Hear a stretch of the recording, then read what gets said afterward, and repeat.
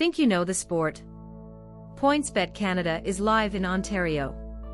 Toronto, as he lovingly expressed, two lifelong passions merged for former U.S. Secretary of Labor Marty Walsh on Thursday, when he held his first press conference since being appointed executive director of the NHL Players Association in February.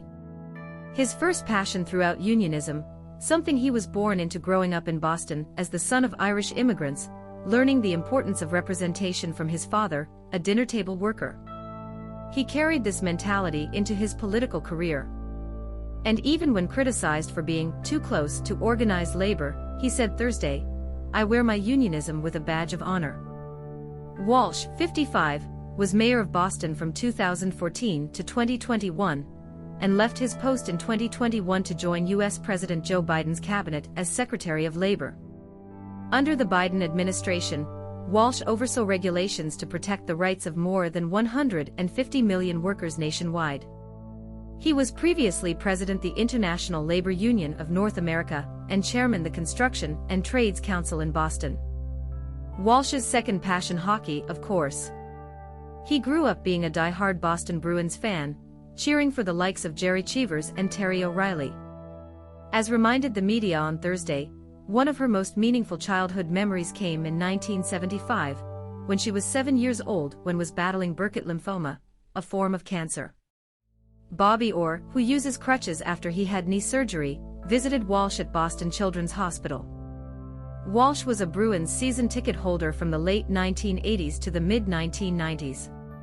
So it was no exaggeration for Walsh to claim that the two his true loves were together when he officially took office as executive director on February 16, after all 32 members of PA's board directors approved his appointment. The NHLPA search committee, made up of players like Kyle Okposo, Ian Cole, Zach Hyman and James Van Riemsdyk, has found a new leader who puts workers' rights and the integrity of sport first at first glance.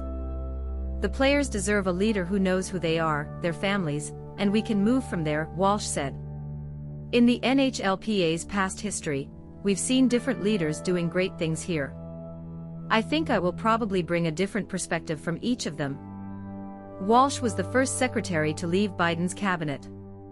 In PA business, he replaces Don Fehr, who has held that position since 2010, and leads player union through 2012 to 13 lockout and additional collective bargaining negotiations coming out of pandemic posture in 2019 to 20, a feat that Walsh has achieved.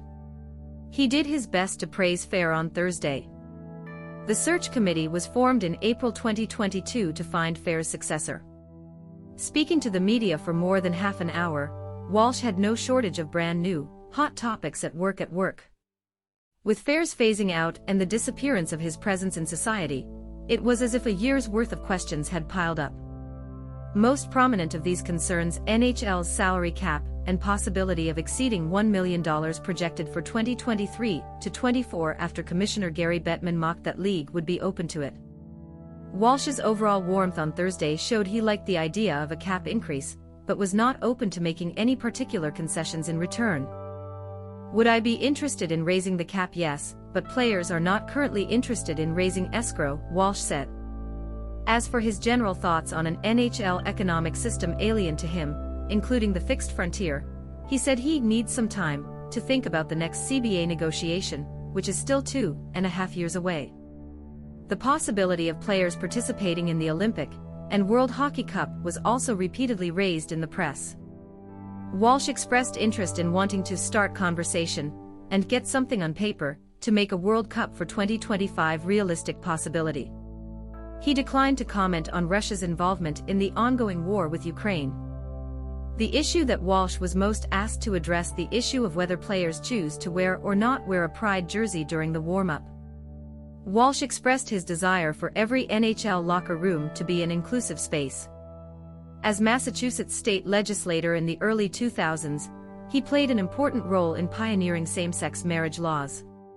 He also signed City of Boston before the Supreme Court to help achieve marriage equality across the United States in 2015. While Walsh reiterated earlier this season Bettman's assertion that players have the right to make their own decisions, Walsh has chosen to shed more light about those who are doing their bit to promote inclusion in gaming. I personally, the LGBTQ+ community, will always support and will it whenever I have the opportunity to talk to people learn more about it, he said.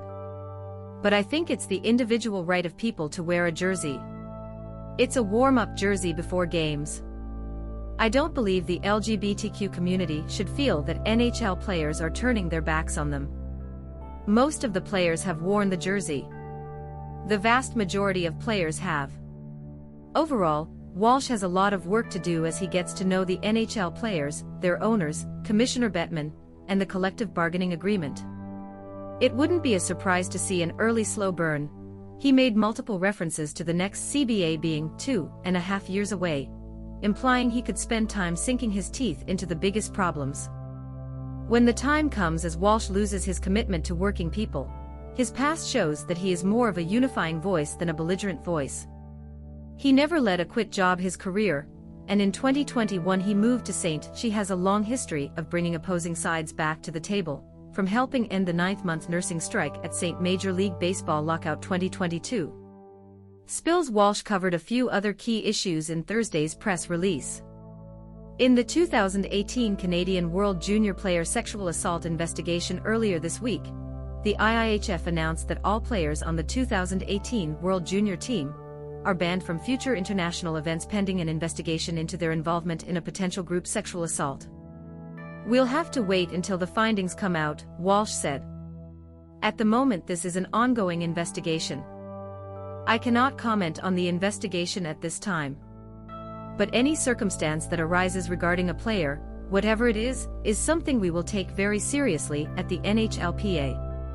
In these cases, you are innocent until proven guilty, and we represent the players. About the mental health and player assistance program over past few seasons, Montreal Canadiens goalie Carey Price has been Detroit Red Wings St. We've seen likes of Louis Blues winger Jakub Vrana and Florida Panthers goalie Spencer Knight enter NHLPA player assistance program. Walsh said he recently met with Glenn Healy, president NHL Alumni Association, and that the long-term mental health of players is primary topic conversation.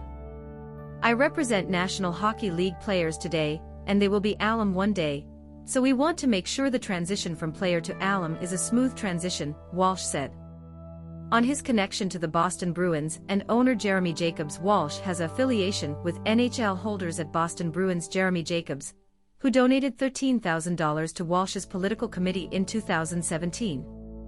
It is not yet clear how relationship will be used in future collective bargaining. Jacobs, 83, still has tremendous influence on the owner's side as chairman of NHL Board of Governors. However, Walsh downplayed the importance of the relationship, noting that he knew every professional sports team owner in Boston during his tenure as mayor. But the next question is probably they supported my campaign. But in my entire career as a legislator and mayor, supporting my campaign is one thing, but using it as leverage is never going to be, and never has been.